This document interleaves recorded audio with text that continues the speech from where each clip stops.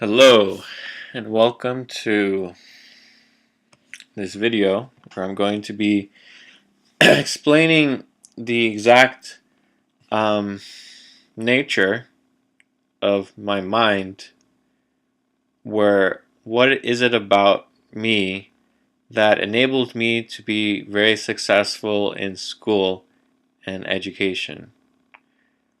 I got straight A's in high school in the classes, and it's not the fact that I got A's. I'm presenting that because people in the system believe that it's important, but what's actually important is the fact that all the relevant information, I remember it, meaning I remembered what I studied, because that information, the way that I took it in, the way I learned it, I made it a part of me, and I made it part of the structure within me, within how I see and perceive the world in my mind. So I'm going to explain that, as best I can, because it's something that I just did. It's not like I was taught it, but it also seems like it's common sense and it's natural. But because it very much relates to my worldview, and every single human being has a worldview. Everyone has a view about the world, about how things are, about how things exist. If you look at how people so easily express their opinions about things without even thinking about it, that shows you the fact that everyone has a worldview. The only thing is that everything that I studied,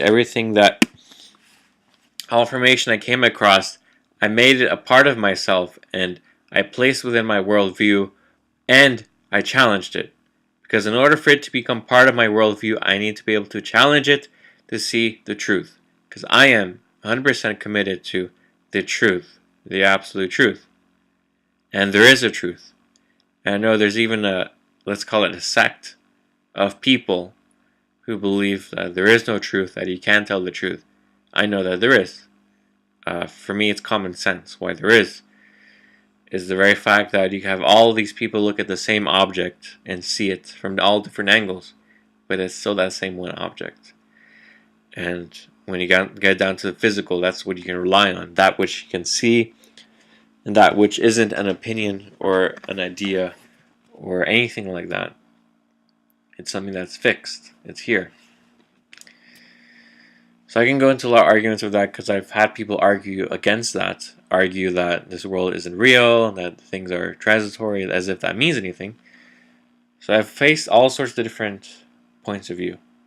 And even those I remember because it's part of, me standing within what is true. I need to be able to stand within everything that's challenging what is true. So, to start explaining it, it's very simply what I just said about the worldview. Whenever I'm working with something that is, let's say, physical or real in the world, it's like, imagine this one design like a shape, maybe like, whatever shape you want, like a circle or some kind of like a hexagon shape, and as if everything is connected to everything. Art, history, science, math, literature, different languages like Spanish, everything is connected, and it's always about seeing the connections between everything. And so whenever you learn something new, you need to take that and connect it to what you have already have tested and shown for yourself to be reliable and true. And there are times where you will come across information such as the destiny message and the principles. That will be information, or any other types of information you may encounter in your life that will be revolutionary, where in order for you to accept that kind of information, you would have to revolutionarily change the structure of how you understand the world, how you see the world. That is like a revolution. You are changing yourself to accommodate the point, which you have to test whether it's true for you. The thing is, because of how I live. Whenever I have new information and I test it and I see that it is true, I cannot deny it, I cannot suppress it. That would be dishonest. So I do make it a part of myself. So it's not even a point of, okay, well, should I, let's say with the Destiny message, should I think this is true? Should I reject it? What do people think about me? None of that matters. That's all opinion. That's not about truth. The truth is what is true. So when you come with something that is odd or different, the only self-honest thing to do is to test it. It doesn't matter the opinions, doesn't matter anything else, doesn't matter your reactions. Take the information and test it. Because whatever comes out of that testing, that is what is true. That is what is real. And you know, self-honestly, whether you actually fully tested it. And in living that way, you always live truly. You really do become someone that is based on the truth and based on what is real and is really truly trustworthy. You live that way completely. And I suppose the only other alternative would be to not do that and simply accept and allow any kind of opinion that appears in your life. Opinion about this person or that person or this group or that group. You know, white people, black people, Spanish people, people across the world, this or that, religion, God, Jesus, or whoever, or what is right, what is wrong, we should do this, we should do that. A life based on opinions. That is the alternative. And frankly, how many people are living how I'm living? It seems like no one. And it seems like everyone is living a life of opinions. I have this opinion. I have that opinion. I have this experience. I have that experience. But did you really test it? Do you test the information before you speak? So that's the world we have today. And that is fundamentally a point of how you relate to the world. How you even relate within school. How you learn information. Because yes, if you go to school and you forget all what you learned, that means that you didn't really incorporate it within yourself at all. You did not make it a part of you. You just basically lied to yourself, you could say. You don't care about what is true.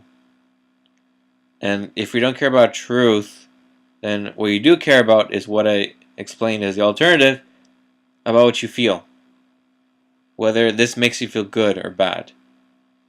And it's more the feeling and identity of self that's defined as an emotion or a feeling or a thought that gives one a pleasurable experience within your mind, within what you think about yourself, within how you present yourself or how you're perceived. You literally become an image in the eyes of other people and of yourself, where it's about your image, where it's about that experience. Even within money, even though money is such a physically powerful tool, money even becomes just an image. So buy this product, buy that product, it's about an appearance. So even with people who are wielding such a powerful thing as money, they're not even aware of the real physical consequence of using that, because people have become an image, have become a presentation, not something that's real, substantial, physical that you can rely on, that is based within what is truth and what is how the reality of the world functions. The truth of the world, these universal truth, these physical truth, the reality of how things exist in fact. If you want real politics, if you want real good decisions, it always has to be based on what is real and what is factual and what is trustworthy, not on opinions.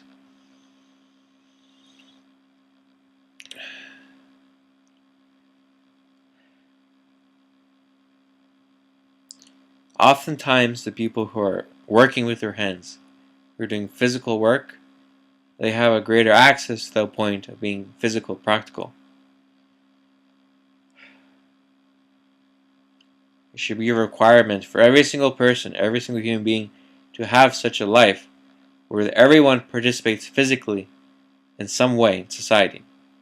some kind of skill or trade or something that they have to do, because then that balances out the mind, balances out the craziness of an opinion, makes it so you're actually more part of this physical world, more part of being practical and real and developing those skills.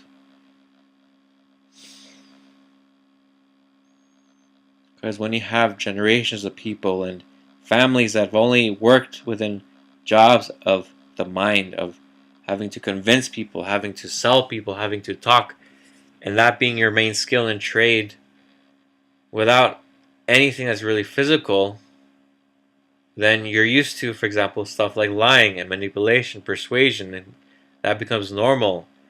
And so life becomes a life of opinions, and politics becomes a point of opinions. It should be the fact that anyone who's going to be a politician has to have done some kind of physical labor for a substantial amount of time. Because people who say, I don't like working with my hands, there's something wrong with you. There really is. If you don't like being physical and sweating outside and working physically, there is something wrong with you. Because that is what is real. That is what is... If you want someone who's really an interesting person, who's trustworthy, it's really that point whether or can they do that, enjoy that, live that. Because people complain about that. I mean, you're complaining about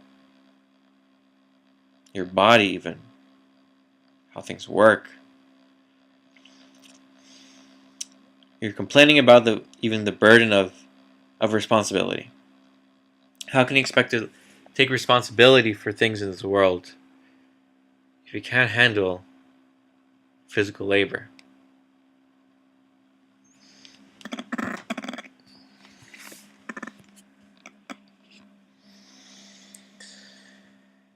So there's an incredible imbalance in this world where people who are able to deceive and control the masses through these systems and through these jobs which are very mental, they took advantage of the physical, of people who are doing the physical labor. They create a society that benefits the few, not the many. And there is an imbalance. Rather say there's an abuse and a suffering of life currently right now. Really what we need is an equality of some sort. An equality across the board of some sort to make sure that life is well for everyone.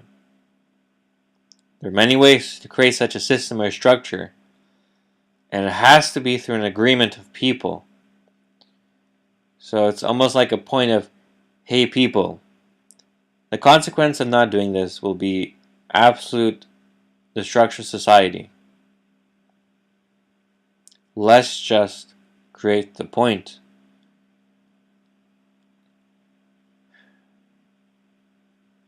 Create the point of real life for everyone, real equality for everyone. So that children of the future have a real future that's worthy of them. Because if you ask a child how they create the world, you look at that point of, okay, everyone getting everything they need, really peace on earth, really approaching different people, different groups, and making peace, creating peace, helping people. Because what's the number one thing that people who are fighting or resisting the system is the fact that they are in poverty. You look at people who are terrorists, they're fucking poor. How would you feel if you grew up poor, like in the dirt, and you see these countries and these people smiling happy with their ice cream and their fancy lives? How would you feel? Honestly. It's not that difficult to understand. It's not difficult to understand the solution either. to really make things well for everyone. It's not that hard to understand. It's easy to make peace, but it requires letting go of your own egos and letting go of your own priorities, which are priorities that are not best for everyone.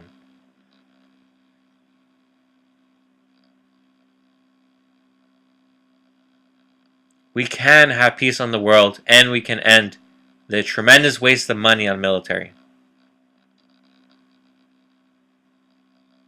But who's going to be willing to stand up and give up that which isn't needed?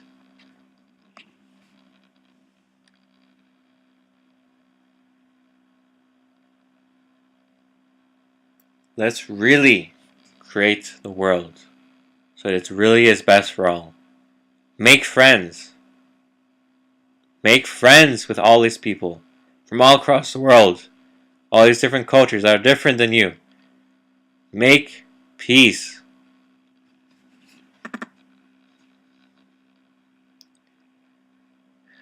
We can recreate the world. We just have to be willing to look at it through the eyes of a child. Like how I'm doing it right now.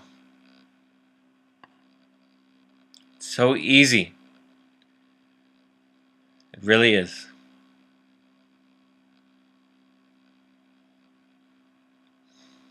Okay, thank you.